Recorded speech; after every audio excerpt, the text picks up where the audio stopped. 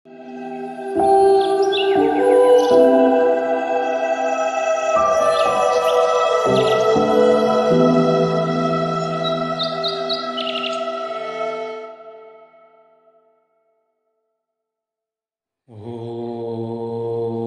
శ్రీ గురవే నమః.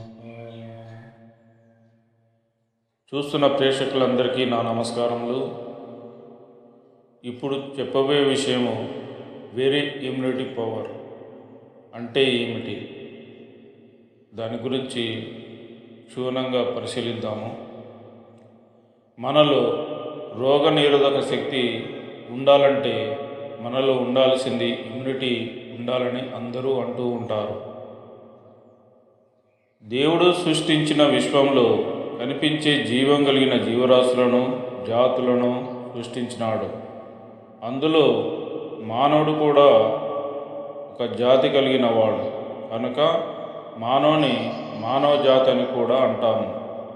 కంటికి కనిపిస్తున్న జాతులన్నిటికీ మనం నివసిస్తున్న భూమి మీదనే ఉన్నాయని చెప్పవచ్చును. వాటి మనుగడకు జీవించడానికి వాటికి ఆహారము అవసరము. ఆహారము తీసుకోవడానికి ఒకదానికొకటి అనుసంధానం కలిగి ఉన్నాయని చెప్పవచ్చును. ఉదాహరణకి సింహం తోడేళ్ళని తింటుంది, తోడేలు కుక్కను తింటుంది, కుక్క పిల్లిని తింటుంది, పిల్లి ఎలుకను తింటుంది, ఎలుక గింజలను తింటుంది. ఈ విధముగా ఒకదానికి ఒకటి అనుసంధానం కలిగి ఉన్నాయనేది చెప్పవచ్చును. శరీరానికి బలము రావాలన్నా, శక్తి పెరగాలన్నా అతను తీసుకునే ఆహారము అలవాట్లతో సహా తగినంత నిద్రపోవాలి, ఒత్తిడిని తగ్గించుకోవాలి. దీనితో పాటుగా మనసును ప్రశాంతతకి తీసుకువెళ్ళాలి. మనసును ప్రశాంతతకి తీసుకువెళ్ళినప్పుడే మనలో ఒత్తిడి తగ్గుతుంది, మనసు తేలిక పడుతుంది. ఆ సమయంలో తన దగ్గరికి వచ్చిన వ్యక్తికి ఏ విషయమును చెప్పిన విషయం అందుకోగలడు. అతనిలో ఇమ్యూనిటీ పవర్ ఉన్నదని చెప్పవచ్చును. ఒకవేళ చెప్పిన విషయంను గ్రహించుకోలేదు అంటే అతనిలో శక్తి లేదు అని అర్థము. అతనిలో ఆ పవరు లేదు అంటే ఇమ్యూనిటీ లేదని చెప్పవచ్చును. ఈనాడు చాలామంది ఇమ్యూనిటీ లోపం ఉన్నదని చెప్పవచ్చును. ఈనాడు ఇమ్యూనిటీ అంటే తింటేనో తాగితేనో వచ్చేది అనుకుంటున్నారు. వాస్తవానికి ఈనాడు అందరి దగ్గర ధనము, ధాన్యము అన్నీ ఉన్నాయి. కానీ వారు ధనముతోటి అన్ని రకముల ప్రోటీన్స్ తీసుకుంటున్నారు. కానీ ఈనాడు అందరి దగ్గర ఇమ్యూనిటీ లేదు అని చెప్పవచ్చును. మీరు ఎలా చెప్పగలుగుతున్నారు అనేది ప్రశ్న అడగవచ్చును. మీరు సమయానికి అన్ని రకముల ప్రోటీన్స్ని నీ శరీరానికి అందుతున్నా కూడా, సమయానికి సంపూర్ణంగా నిద్రపోతున్నా కూడా అతనిలో ఇమ్యూనిటీ లేదని చెప్పవచ్చును. ఒక జ్ఞాన విషయం చెప్పినా వినడానికి అతనిలో శక్తి ఉండదు. ఒక రోగం వచ్చినా తట్టుకోలేడు. ఎందుకని చూస్తే ఈనాడు మీరు అనుకున్నట్లుగా రోగ నిరోధక శక్తి అంటే మీరు తీసుకునే ఆహార అలవాట్లలో లేదు అని కటాఖండిగా చెప్పవచ్చును. ఖనిజ పదార్థాలు, ద్రవ పదార్థాలు, కొవ్వు పదార్థాలు ఇలా 3 రకముల పదార్థాలను శరీరానికి శక్తినిచ్చి నీ శరీరాన్ని కదిలించి మిదిలించేటట్టుగా చేస్తుంది. నోటి ద్వారా తీసుకునే పదార్థాలు మొదటి రకమని చెప్పవచ్చును. వీటి ద్వారా ప్రోటీను అందుతాయి. రెండో రకం నీ శరీరాన్ని, నీ మనస్సుకు, నీ బుద్ధి పనిచేయాలన్నా శక్తి పెరగడానికి నిద్ర అవసరము. నిద్ర లేకుంటే మనసు బలహీనపడుతుంది. కాబట్టి నిద్ర కూడా అవసరమని తెలుస్తుంది. లేకుంటే శరీరము నిస్సత్తుగా మారుతుంది. నిద్రలో శ్వాసక్రియ అధిక పీడనంతో శ్వాస ఎక్కువగా తీసుకోవడము జరుగుతుంది.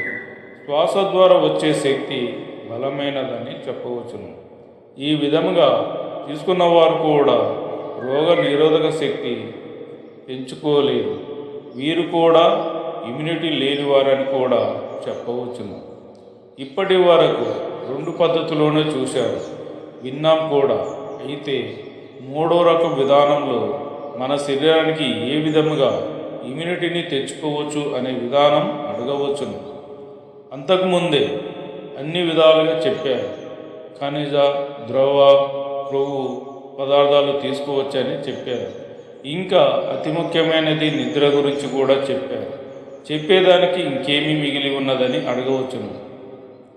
అయితే దానికి సమాధానం ఎవరు చెప్పని విషయం మీకు చెప్పాలని అనుకుంటున్నాను. స్థూలంగా ఉన్న పదార్థాలు స్థూలంగా ఉన్న కార్యాలకు ఉపయోగపడుతుంది అనే విషయం మీకు అర్థమై ఉంటుందని అనుకుంటున్నాను. రెండవది, సూక్ష్మంగా ఉన్న దానికి సూక్ష్మమైన వాయువు ద్వారా వచ్చే శక్తికి సూక్ష్మ కార్యాలకు ఉపయోగపడుతుందని తెలుసుకున్నాము.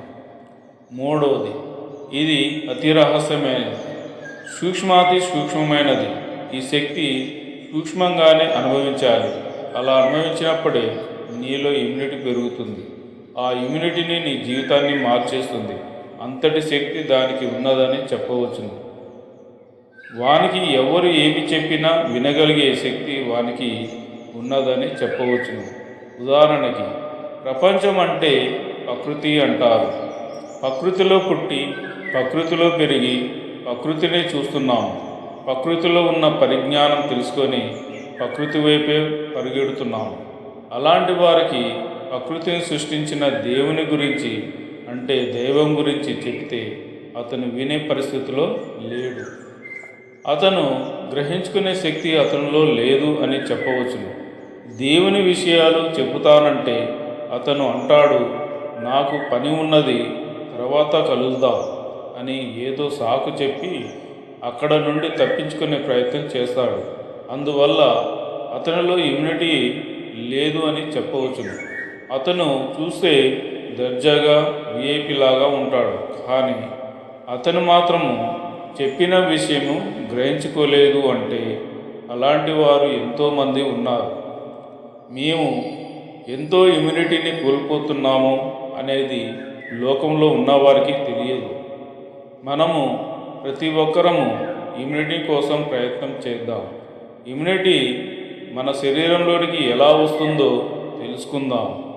ప్రతి ఒక్కరికి ఇమ్యూనిటీని పెంచుదాం.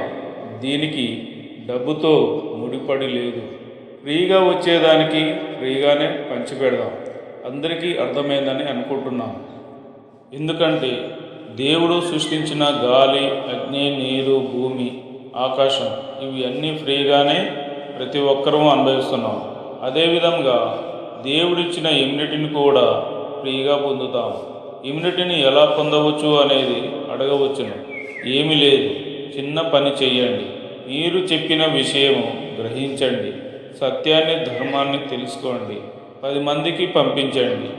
మేము మీకు పెట్టే వీడియోలు ఆధ్యాత్మిక విషయాల కోసం మా ఛానల్ను లైక్ అండ్ సబ్స్క్రైబ్ చేసుకోండి.